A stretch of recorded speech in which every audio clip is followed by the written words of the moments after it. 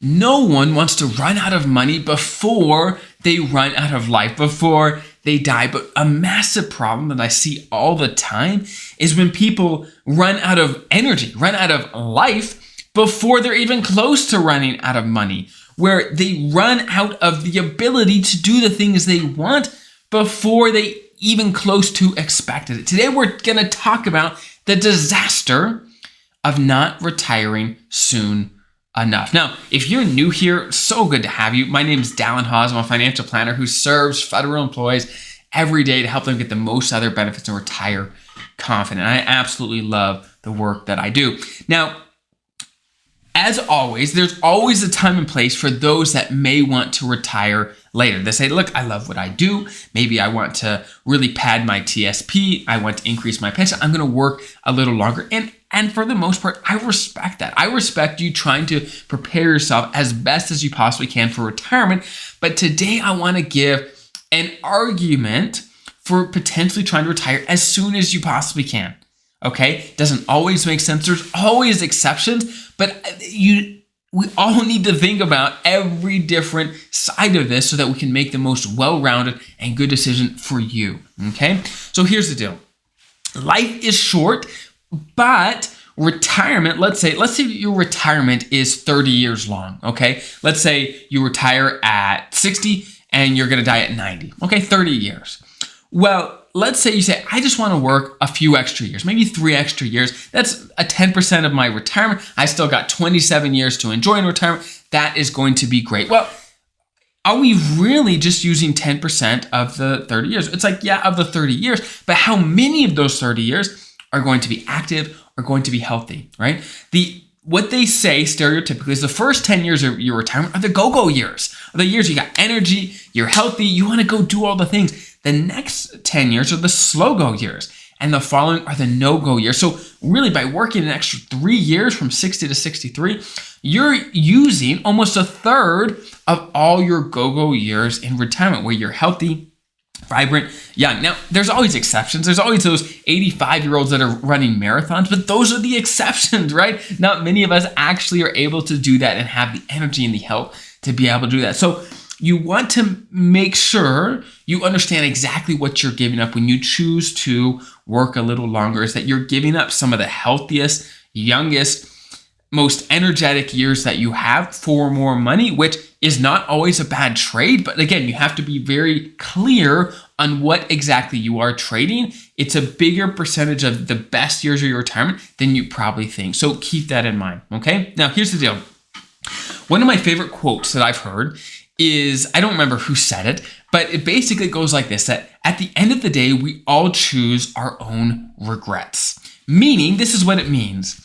Meaning, we all have limited money, we all have limited time, all have limited energy, meaning we can't probably do all the things we want to do in life. There's just too many things that we probably want to do, too many places we want to go, there's so much we want to do that we're probably not going to get it all in. So we have to choose what to prioritize and what to not do, okay? What things we say, look, I would love to do this sort of thing. I would love to work a little longer and to be more wealthy in retirement, but I also want to actually enjoy retirement, and we can't always have both. Sometimes we've got to make a decision and say, hey, look, you can't do everything in life. You've got to pick what is most important to you and let the attractive but less important things fall away. And it's hard to do that, especially if those things are important to, let's say, your parents, to your coworkers, to your peers, and they may judge you for your decisions. It's going to make an impact, but at least you're living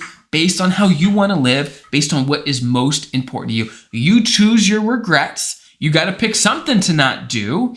And it's just up to you to make sure you get what is most important to you on the top of your priority list, and you make that happen.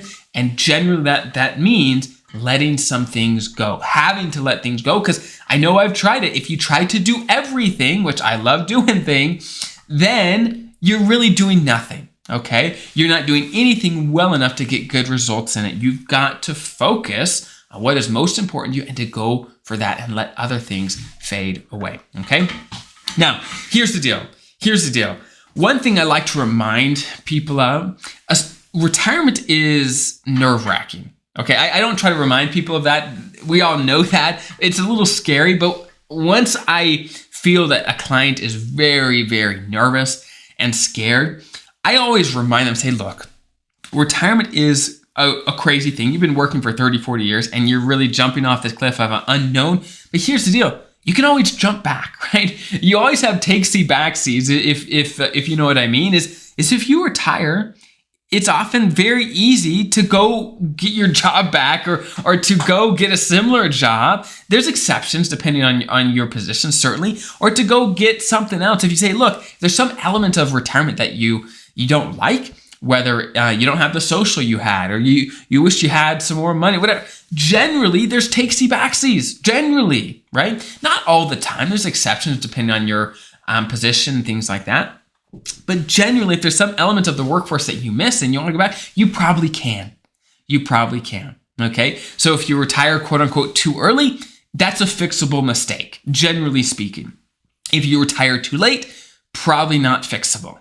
Okay, that's the sort of thing that's like, well, there's probably not much you can do if you retire too late. Okay, so food for thought. Again, I don't know your situation. I'm not saying just dive off the cliff and follow me off the cliff of retirement blindly. I'm not saying that. All I'm saying is be extremely intentional and clear about what you're giving up for the things that you want. What do you want? If you love what you're doing, for example, I love my work. And I don't know if I'm ever going to fully retire. I don't know. I love what I do, right?